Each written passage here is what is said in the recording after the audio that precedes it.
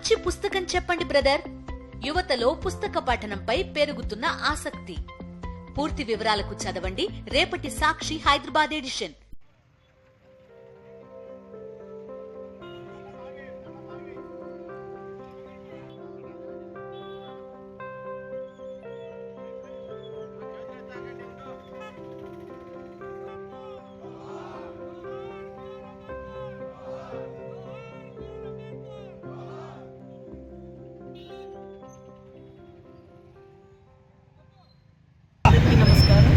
ఈరోజు 75వ రాజ్యాంగ దినోత్సవం జరుపుకుంటున్నాం.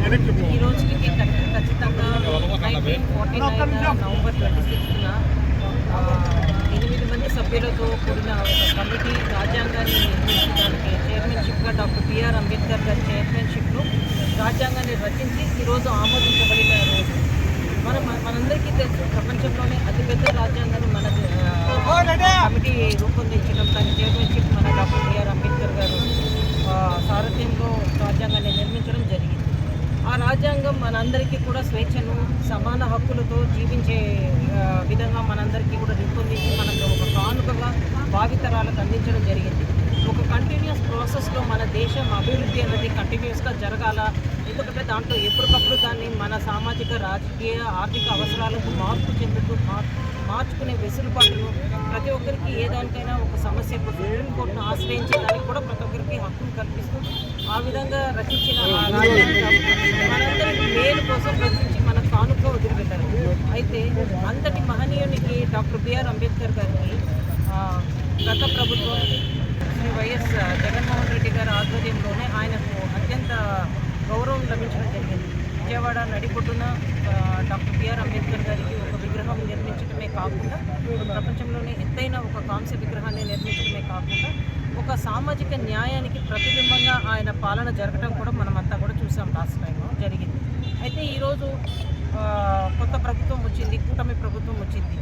మేమందరం కూడా వైసీపీ పార్టీ బద్వేల్ కాన్స్టిట్యున్సీలో కూడా మేమందరం కూడా చెప్పడం ఏంటంటే, కొత్త ప్రభుత్వం వచ్చింది, అదివి కానని హామీలు ఇచ్చారు ప్రజలకు. ఒకటి హామీలు ఇవ్వడమే కాకుండా ప్రచారాలు ఏదైతే అప్పులు చేశారని ఇవన్నీ కూడా ఎన్నో ప్రజలకు చెప్పారు.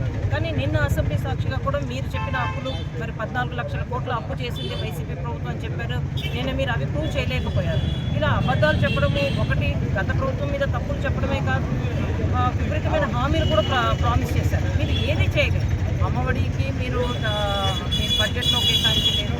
మీరు 3 సిలిండర్లు ఇస్తామన్నారు, దానికి కేటాయించలేదు. ఇంకా మీరు మహిళలకు ప్రతి నెల 1500 అన్నారు. ఇలా విపరీతమైన ప్రామిసెస్ అన్నీ, నిరుద్యోగ వృత్తి కానీ ఇలా ఏదానికి మీరు మీ బడ్జెట్లో మీరు కేటాయించలేదు. ఇలా అబద్ధాల పునాదితో మీరు మీ ప్రభుత్వాన్ని ఈరోజు స్టార్ట్ చేశారు. మేమందరం చెప్పేదంటే అదొకటే కాకుండా ఈరోజు చూస్తే రాష్ట్రంలో మహిళలకు భద్రత లేదు, విపరీతమైన దాడులు, వాక్ స్వాతంత్రం లేదు. ఏదైనా ఒకటి వాళ్ళ అభిప్రాయాన్ని వ్యక్తపరిచిన వాళ్ళ మీద కేసులు పెట్టడం, దాడులు చేయడం, ఇదంతా కూడా మనం ఈరోజు రాజ్యాంగ దినోత్సవం సెలబ్రేట్ చేసుకుంటున్నాము. కానీ మన దేశ పురోగతికి మనకు ఇవంతా కూడా ఆటంకపరిచే విధంగా ఉంటాయని, మీరు ప్రజలకు ప్రామిస్ చేసిన విధంగా మంచి చేయాలని కూడా మేమందరం కూడా ఈరోజు వైసీపీ పార్టీ బద్వేల్ కాన్స్టిట్యున్సీ నుంచి కూడా మేమంతా కూడా తెలియపరచడం జరుగుతున్నాం.